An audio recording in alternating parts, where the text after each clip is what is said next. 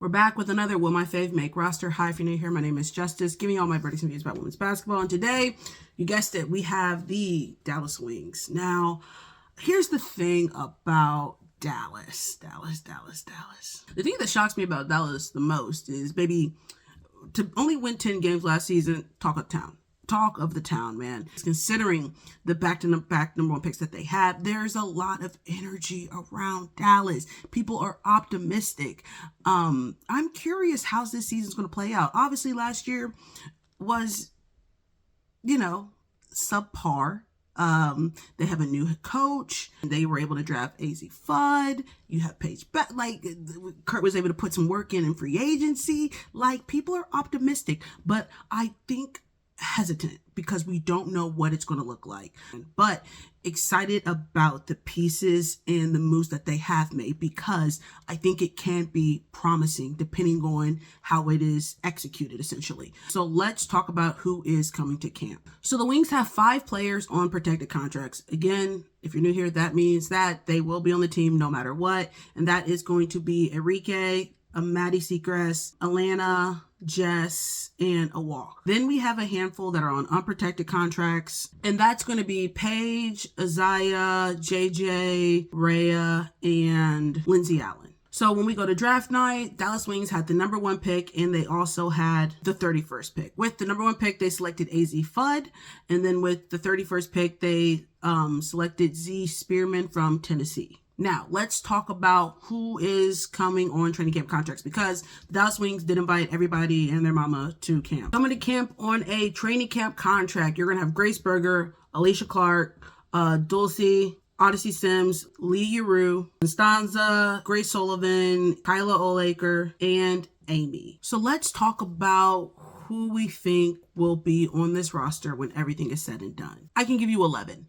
And I can give you this 11 because Kurt said it. My man, Kurt, baby, he gonna tell it all. He's not gonna leave anything up to the imagination. Essentially, in a quote, he said about his first rotation, and he said, imagine the second rotation, and then he said, I haven't even mentioned Alicia Clark. Did the math, baby, that's 11 people. So essentially, there's only gonna be 1 spot available, and then also 2 development spots. But let's talk about the players that we do know will be on roster. Obviously, we have all 5 of our protected contracts: Alana, Enrique, Maddie, Jess, and a walk. The next players that he did list was Paige, Zaza, Odyssey, Lee, and AZ Fudd. And then, like I said, they also threw in Alicia Clark. What's different about the Dallas Wings camp compared to some of our other rosters we evaluated, a lot of teams are sticking with their veteran protected contracts and then their unprotected contracts. So sticking with the core team that they've had last year, a lot of returning players. The Dallas Wings really had, honestly, I think that's why they invited so many players to training camp, to see what is the best bet and get the best available players. So of course, answering the question we are here for, will my fave make roster? From what Kurt has communicated, again, this is not me drawing it, what he has communicated, there are going to be a lot of people whose faves will not make final roster, essentially. We're looking at 1 available spot left on the Dallas Wings roster. And I honestly don't know what direction he is going to take. Obviously, when we talk about what kind of offense and what kind of style of basketball the Dallas Wings plan on playing, Jose has said, again, we want to get up in transition. Spacing is going to be very important. Getting downhill, being able to create off the ball.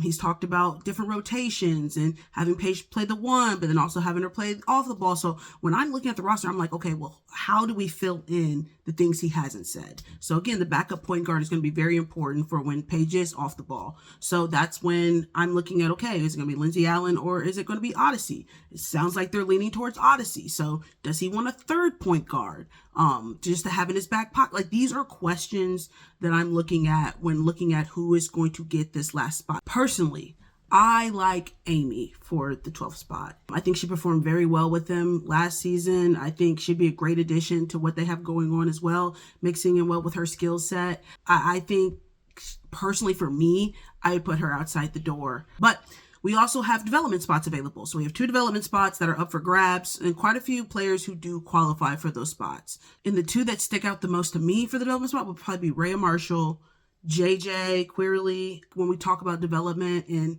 who probably just need some extra time to kind of get their game together to make that transition.